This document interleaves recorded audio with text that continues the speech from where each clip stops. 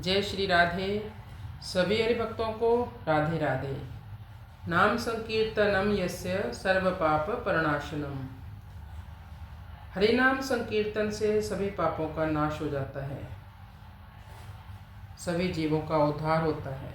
इसलिए हमें जब भी समय मिले, दिन में, रात में, कभी भी, तो आप अपने परिवार के साथ, अपने संबंधियों के साथ, अपने मित्रों दोस्तों के साथ बैठकर जोर जोर से हरिनाम संकीर्तन कीजिए, जिससे वातावरण में बहुत शुद्धि मिलती है और सात्विक ऊर्जा भर जाती है, और चारों ओर जो भी जीव हैं जो हरिनाम नहीं ले सकते, उनका भी कल्याण होता है। अब हम श्रीमद् भगवद गीता का अध्याय 9 और श्लोक संख्या 3 का पाठ करते हैं।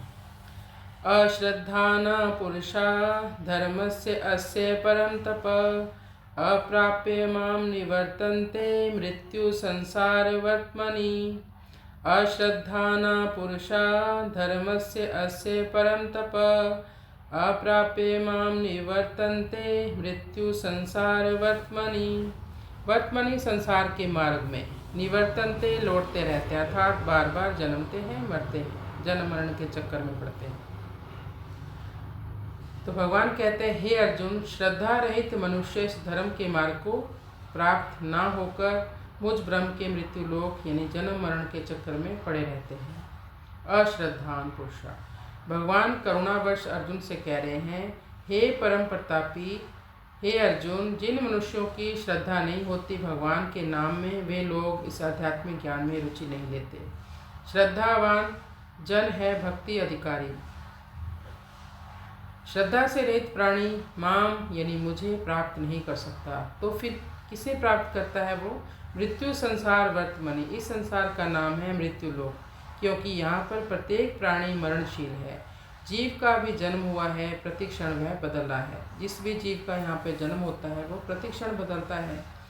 हमारे देखते देखते हमारा शरीर बदल रहा है, पल पल बदल रहा है। जो लोग भक्तों पर विश्वास नहीं करते वे हैं अश्रद्धावान। सब कुछ परमात्मा है, इस बात को खूब गहरा उतरकर समझने से साधक को इसका यथार्थ अनुभव हो जाता है।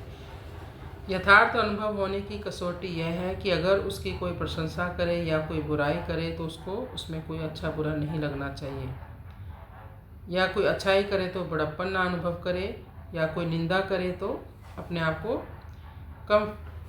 कम ना समझे। साधक पर इन बातों का कोई असर नहीं होना चाहिए। अगर कोई कह दे कि संसार नहीं है और परमात्मा है, यह तो आपकी कोरी कल्पना है और कुछ नहीं है आदि, तो ऐसी काट छांट से साधक को किंचित मात्र भी बुरा नहीं लगना चाहिए। उस बात को सिद्ध करने के लिए कोई भी दृष्टांत देने की, प्रमाण खोजने की इच्छा ही नहीं होनी चाहिए, और कभी भी ऐसा भाव नहीं होना चाहिए कि हमारा सिद्धांत है, यह हमारी मान्यता है, इसको हमने ठीक समझा है आदि आदि। अपने सिद्धांत के विरुद्ध कोई कितना ही विवेचन करे तो भी अपने सिद्धांत में किसी कमी का अनुभव नहीं होना चाहिए, और अपने में कोई विकार भी पैदा नहीं होना चाहिए। अपना यथार्थ अनुभव स्वाभाविक रूप से सदा सर्वदा अटल और अखंड रूप से बना रहना चाहिए।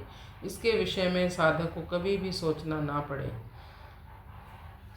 श्रीमद् भगवद गीता में आया है कि जब तक साधक की दृष्टि में जगत की स्वतंत्र सत्ता है, तब तक वह अपने बर्ताव के द्वारा, अपने आचरण के द्वारा प्राणियों में भगवत बुद्धि से उपासना करे। परंतु जब उसकी दृष्टि में जगत की सत्ता ना रहे, अर्थात केवल भगवान ही रह जाए, तब सब कुछ भगवान ही है, इस चिंतन से भी उपराम हो जाए।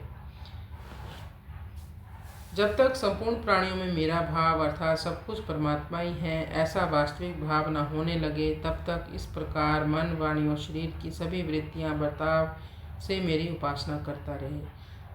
कृष्णाय वासुदेवाय हरये परमात्मने प्रणतक्लेशनाशाय गोविंदाय नमो नमः। हरि शरणम जय गो मां जय गोपाल।